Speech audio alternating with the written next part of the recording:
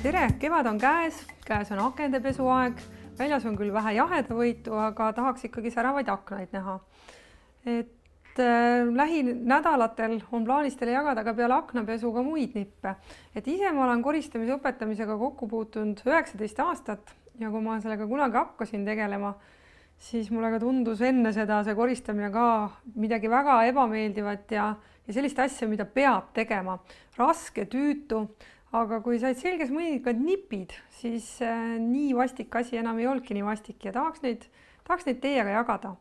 Ja nüüd aknapesust, pea iga kevad küsitakse ikka ja jälle, et kuidas ikka aknast pesta, milles on see saladus ja millist ainet sina kasutad ja kuidas sinus aknad säravad, siis aknapesu saladus on tegelikult eeskätt akna kuivataja. See ei olegi küsimus, millise ainega pesen, aga just see, kuidas ma seda kuivatan.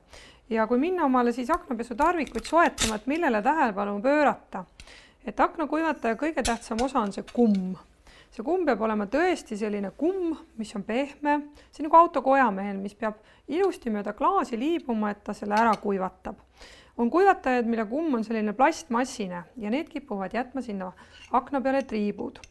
See konkreetne tarvik, mis minu käes siin praegu on, see on selline professionaalne tarvik, millel seda kummi on imekerge ja ime hea vahetada. Et kas nüüd koduselt teda nii kerge peab olema vahetada, see on ise asi, et võib-olla piisab mõnest plastmasskonstruktsioonist, kus annab teda lihtsalt lahti keerata, aga vahetata võiks ta ikkagi olla, sest ka koduses majapidamises, kui akna kuivataja seisab aasta, 2 või 3, siis see kumm väsib. Ja kui kumm vahetatav ei ole, siis me peame uue tarviku ostma. See, millega me peseme aknaid, ausalt öeldes ei omagi nii suurt tähtsust. Minul on siin täna kaasas selline ka professionaalne aknapesur, millel käib ära kasukas nii-öelda, mida saab eraldi pesta. Aga seda võib koduselt väga vabalt ka teha mõne švammiga või lapiga või nuustikuga. See ei olegi üldse tähtis. Nüüd tekib küsimus, et aga mis ainega pesta? Kui me peseme sooja ilmaga, ei pese talvel miinuskraadidega akent, siis tegelikult on oluline, et veel tuleb ära võtta veepinevus ehk vesi peaks selliseks vedelaks saama. Ja sellest piisab ausalt öeldes täiesti tavalisest nõudepesuainest, mida näiteks panna paar tilka lahusesse. Ja see ülesanne on täidetud, ei pea olema spetsiaalseid klaasipesuaineid selleks. Nüüd, kui mina akent pesen, siis mul on tavaliselt ka 3 sorti lappe veel abimeheks ka olemas. Üks on selline hea klaasilapp, mis mõttes klaasilapp, et mikrokius klaasilapp, et kui klaaspinnale jäävad ikkagi väiksed veepiisakesed, siis saab seda väga edukalt ära kuivatada. Siis on mul tavaliselt üks lapp, mis on selline, mille ma pärast ära viskan. Nii-öelda mingi kaltsukoti tõeliselt vana lapp. Ja sellega ma teen seda, et talve jooksul on ikkagi aknaraamide vahele, väliskülgedele kogunenud piisavalt palju sodi ja mustust. Sellega ma pühin ära sellised pinnad. Ja siin ka tasuks mõelda selle peale, et kuidas see lapp käes on, et siin oleks tal süsteem, et kui üks pind saab mustaks, siis ma võtan järgmise puhta pinna, et muidu kui ta on kägaras meil käes, siis enam ei saa aru, kus oli puhas ja kus oli must pind. See oli siis teine lapp. 3. lapp on mul selline, millega ma kuivatan seda akna kuivatajat. Iga kord, kui ma ta aknast võtan lahti, tuleks mul see kumm kuivaks teha. Kui ma seda ei tee, siis järgmine kord klaasile seda kuivatajat asetades jääb sinna plekk. Ehk siuke veejälg, mida ma pean hakkama eraldi mingi lapiga puhastama ja üldjuhul siis mikrokius klaasilapiga. Miks mul selleks eraldi lapp on, et kui ma võtan seda, teen selle eelmise lapiga, siis võib-olla seal on liivaterad ja sodi, siis nüüd võiks sellisega kuivatades võivad siia kuivataja vahele jääda ka sodi ja liivaterad ja ka selleks sobib näiteks hetkel on siin üks vana käterätik, mis on väga, väga mugav sellisteks tegevusteks. Sageli küsitakse, et aga ajalehtedega aknaid kuivatada, et kas seda nagu võiks teha, et seda on ju nii palju aastaid tehtud ja samamoodi paberiga kuivatamist, et ei soovitaksi ühte ega teist, sellepärast et ajalehest võib jääda väga kergelt aknal ikkagi selline tume kiht, et teinekord vaadake, kui ajalehti loeme, võivad ka lausa käed jääda määrdunuks ja tavalisest kätepaberist võivad jälle ebemed jääda, et kõige paremini saab siiski kuivataja ja klaasilapiga selle akna ilusaks ja säravaks. Aknaid hakatakse pesema sellises järjekorras, et kõigepealt välimised küljed ja siis sisemised. Ja enne kui hakkame klaasi tegema, enne tasuks puhtaks teha aknaraamid ja aknavahed.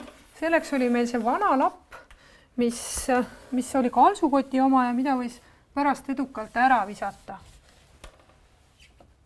ja kui on nad väga määrdunud, siis miks mitte siin kasutada ka lausa harja, švammi ja neid küürida, need aknad hetkel ei ole nii väga hullud.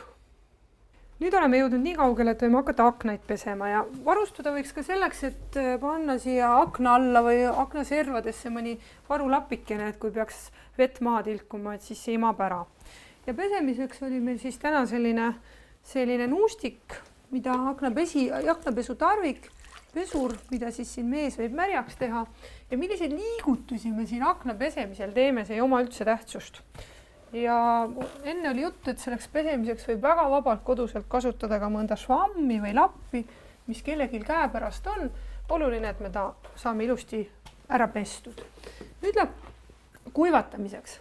Ja selleks kuivatamiseks siis oli meil klaasikuivataja ja klaasi kuivatamise põhimõte on see, et siin võib olla erinevaid lähenemisi, aga üks võiks olla selline niinimetatud professionaalne, et ma teen ära kõigepealt servad.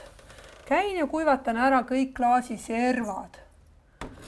Niimoodi. Ja siis lähen ja korjan 8 liigutustega seda vedelikku, mis siia akna peale veel on jäänud. Ja selle juures ei tasuks liiga kõvasti seda klaasi kuivatajat siia vasta akent suruda, siis kipuvad siia aknale jääma rohkem veejälgi. Ja siis nagu oli juttu, et kui tõstame klaasikuivataja aknast lahti, siis me ta kuivatame ära. Ja nüüd need plekikesed, mis meil jäid aknale, professionaalidel need peaaegu ei jää, aga kui me seda tööd päris iga päev ei tee, siis neid jääb natukene. Need tuleks siis mikrokius klaasilapiga ära likvideerida. Siia on ka meil natukene jäänud. Ja siis on meil veel aknaservad, kuhu jäi ka mustust või vett. Ja neid on väga mõnus teha, kui panna see lapikene siia klaasikuivataja ümber ja sõita need servad läbi. See oli üks võimalus.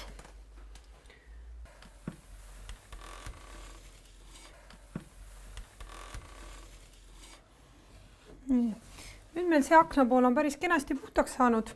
Nüüd seejärel, kui on välimine külg puhas, teeme sisemise külje puhtaks. Ja kui me sellises järjekorras teeme, siis on parem näha pinnale jäänud võimalikke plekikesi, et neid parandada. Ja kui nüüd see 8-kujuline kuivatamine tundus liiga keeruline, siis väga vabalt võib aknad kuivatada ka ülevalt alla.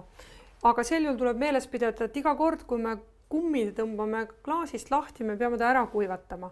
Kui nüüd peseme kõrgemaid aknaid, mis on näiteks teise korruse aknad ülevalt alt pestes, siis me võime panna ka siia külge sellise pika varre. Sel juhul on väga raske, kui ükskord on ära tõmmatud teda kuivatada, siis võib seda kuivatajat märjal alal natuke koputada, et siit kummi ja raami vahelt vesi välja tuleks. Sel juhul, kui me hakkame uuesti kuivatama ülevalt, ei jää sinna üles nii palju vett. Täna vaatasime, kuidas pesta aknaid, et järgmisel nädalal vaatame, kuidas tolmu pühkida ja muid koristusnippe.